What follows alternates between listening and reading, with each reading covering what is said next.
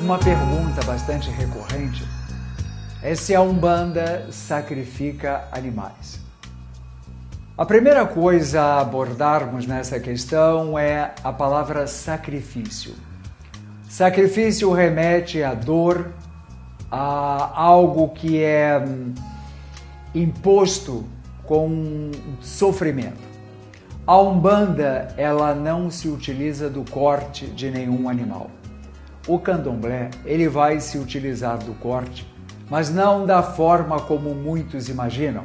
Pegar um animal e o animal gritando e sofrendo e cortar o animal, oferecê-lo a um orixá. O animal que é oferecido a um orixá, ele é todo preparado, ele é alimentado e o corte tem que ser feito de uma forma que o animal não sofra nenhuma dor. E não podemos esquecer que nesse processo do candomblé, por trás está um grande processo social, porque as partes do animal que são oferecidas ao orixá são as partes não comestíveis, normalmente as extremidades do animal. As partes comestíveis do animal, elas vão para a cozinha do candomblé e elas vão se transformar então em alimento a toda a comunidade. Algum tempo atrás, algumas pessoas, inclusive, elas se alimentavam somente quando haviam as festas nos candomblés, onde elas iam para comer. Então, esta visão que nós temos, que muitos têm do candomblé, onde o animal é sacrificado de qualquer jeito, não é sacrificado. Há o corte e as partes comestíveis, elas são divididas por toda a comunidade. A Umbanda não se utiliza do corte, mas a Umbanda não julga quem se utiliza do corte. Aliás, a Umbanda não julga absolutamente nada, como deveria ser o ser humano não julgar o comportamento de quem quer que seja. Na Umbanda, utilizamos, como já falamos, de flores, de frutas e legumes. Aí está o axé da Umbanda. Agora, é claro que não existe uma Umbanda pura, nem um candomblé totalmente puro. É claro que algumas umbandas elas vão ser influenciadas pelo candomblé. Então, muitas umbandas vão fazer o corte do animal.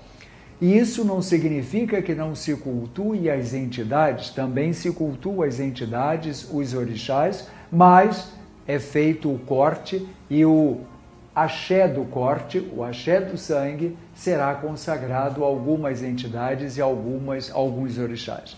Mas, em sua maioria, a Umbanda não se utiliza do corte. O importante é, a Umbanda não julga. Cada um faz do jeito que aprendeu a fazer, do jeito que sabe fazer. Muitos irão criticar a Umbanda na sua forma de realizar as oferendas, colocando-as em praças públicas, em encruzilhadas, em cachoeiras ou na beira do mar, ou mesmo na entrada ou dentro das florestas. Hoje, não vou dizer que isso nunca foi feito. Foi sim, foi feito, mas hoje a Umbanda ganha também uma grande consciência ecológica. Evitamos o máximo possível, eu diria que nem realizamos, nenhum tipo de oferenda, seja numa cachoeira, seja no mar, seja no meio da rua. Os próprios templos recebem as oferendas.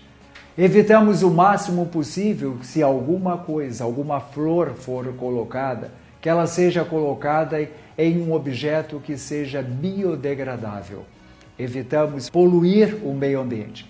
Acima de tudo, o umbandista, e não só o umbandista, como qualquer religião, tem um compromisso com a Mãe Natureza. É impossível concebermos uma religião que não trate em primeiro lugar da Mãe Natureza, da Mãe Gaia, da Mãe Terra que está sustentando todo o nosso corpo. Então, todas as religiões elas têm um compromisso, acima de tudo, com o meio ambiente, com a ecologia.